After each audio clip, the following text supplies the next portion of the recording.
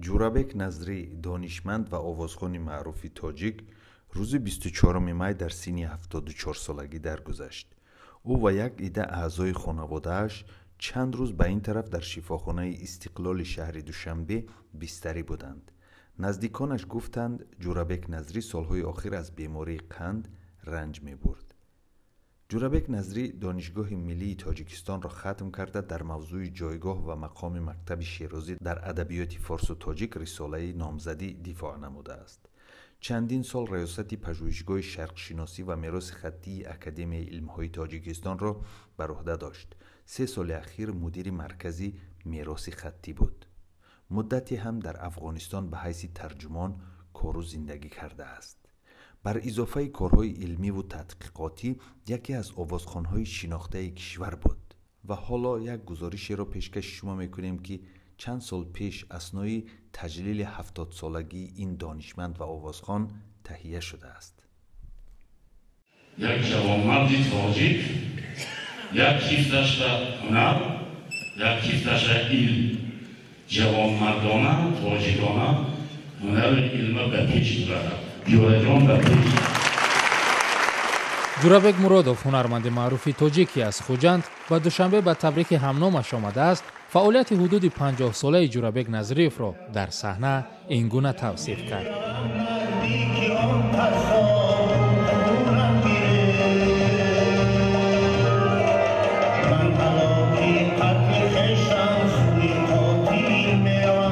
جورابک نظریف عالم و هنرمند شناخته تاجیکستان 70 سالگی مولودش را تجلیل کرد. سالهای 70 و 80 عصر گذشته از معروفترین آوازخوان‌ها دانسته می‌شد که با شیوه خاص آوازخوانی به تاریخ هنر تاجیک وارد شد. سلسله شاگردانی را تربیت نمود که تا حال در صحنه نفرانی مطرح هستند. معروفترین آنها جمشید اسماعیل و قربان علی رحمانند.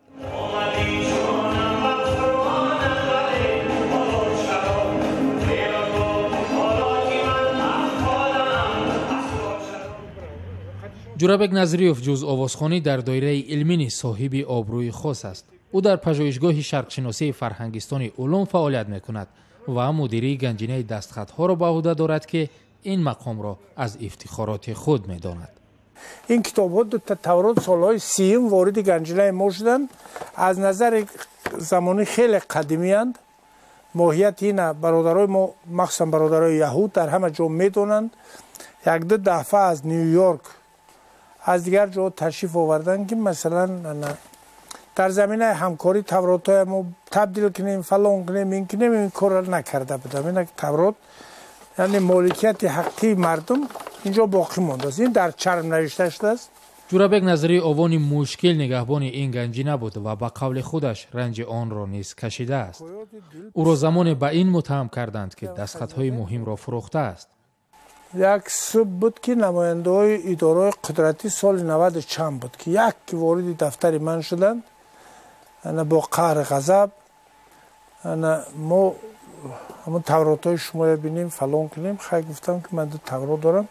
بچه ها بسیار تند آمدن.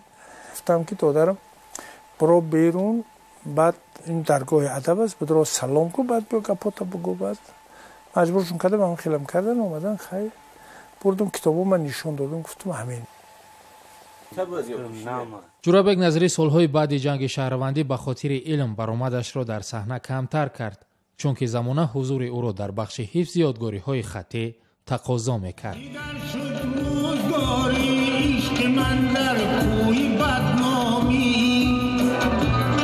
جورابک نظری 70 ساله هنوز هم در صحنه از عشق میگوید. هنوز هم آثار خواجه حافظ و هلالی و رودکی و کمال در ترنم عشق از زبان او صدا می‌دهند.